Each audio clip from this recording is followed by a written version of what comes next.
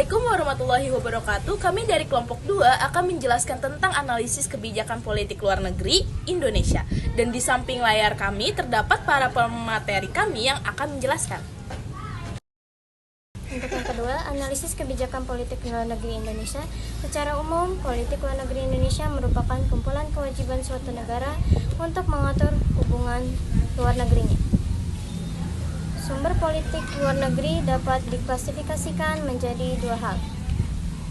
Untuk yang pertama, sumber yang sifatnya sistemik, yakni keadaan masyarakat, bangsa, pemerintah, dan sifat-sifat tingkah laku para pengambil kebijakan. Untuk yang kedua, menurut konsep waktu, ada yang sifatnya tetap dan ada yang sifatnya berubah-ubah. Seperti misalnya karena adanya pertentangan atau perubahan zaman yang menuntut perubahan secara cepat sebagai penyesuaian. Selain itu, politik luar negeri Indonesia harus bersifat bebas dan aktif. Bebas mengandung arti bahwa negara mempunyai hak yang penuh atau kemandirian untuk menentukan sikap dan kehendak sendiri sebagai bangsa yang berdaulat.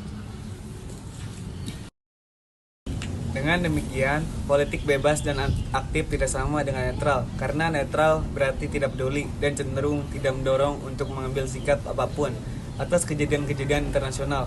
Muhammad Hatta dalam bukunya Dasar Politik Luar Negeri Indonesia mengemukakan bahwa tujuan politik luar negeri Indonesia adalah sebagai berikut. 1.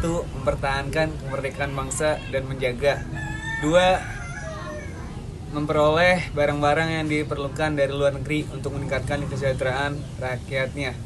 3. Meningkatkan perdamaian internasional dan memperoleh syarat-syarat yang diperlukan untuk meningkatkan kesejahteraan rakyat. 4. Meningkatkan persaudaraan antar bangsa sebagai pelaksanaan cita-cita yang terkandung dalam Pancasila. A. Cita-cita nasional bangsa Indonesia. Cita-cita nasional suatu bangsa dinyatakan secara tertulis maupun tidak tertulis. Cita-cita tersebut merupakan rumusan kehendak, aspirasi langsung yang sangat luhur dan tinggi. Bagi bangsa Indonesia, cita-cita nasional terdapat dalam alinea pertama dan kedua pembukaan Undang-Undang Dasar 1945. Alinea pertama berbunyi bahwa sesungguhnya kemerdekaan itu ialah hak segala bangsa, dan oleh sebab itu, maka penjajahan di atas dunia harus dihapuskan. Maka tidak sesuai dengan pri kemanusiaan dan pri keadilan. Adapun alinea kedua berbunyi, dan perjuangan pergerakan kemerdekaan Indonesia telah sampailah kepada saat yang berbahagia, dengan selamat sentosa mengantarkan rakyat Indonesia ke depan pintu gerbang kemerdekaan Indonesia, yang merdeka, bersatu, berdaulat, adil dan makmur. Tujuan nasional bangsa Indonesia. Tujuan nasional adalah sasaran segala kegiatan suatu bangsa yang perwujudannya harus diusahakan secara terus-menerus. Tujuan nasional bangsa Indonesia tercantum dalam alinea keempat pembukaan Undang-Undang Dasar 1945 yang berbunyi, kemudian daripada itu untuk membentuk suatu pemerintahan negara Indonesia yang melindungi segenap bangsa Indonesia dan seluruh tumpah darah Indonesia, untuk mewujudkan kesejahteraan umum, mencerdaskan kehidupan bangsa, dan ikut melaksanakan ketertiban dunia yang berdasarkan kemerdekaan, perdamaian abadi, dan keadilan sosial.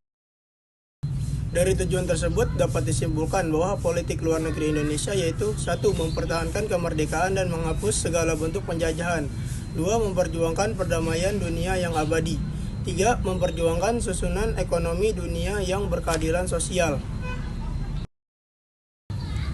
Landasan politik luar negeri Indonesia adalah sebagai berikut. 1. Landasan adil adalah Pancasila. 2. Landasan konstitusional adalah UUD 1945 yang terdapat dalam batang tubuh UUD 1945 pasal 11 dan pasal 13. 3. Landasan operasional adalah sebagai berikut. A. Ketetapan MPR mengenai garis-garis besar haluan negara GBHN terutama bidang hubungan luar negeri. B. Kebijakan yang dibuat oleh Presiden dalam hal ini kekuatan keputusan Presiden yang menyangkut politik luar negeri Indonesia. C. Kebijakan atau peraturan yang dibuat oleh Menteri Luar Negeri. Sekian presentasi dari kelompok kami. Mohon maaf jika ada kesalahan dari kata-kata kelompok kami. Wa taufiq wa hidayah. Wassalamualaikum warahmatullahi wabarakatuh.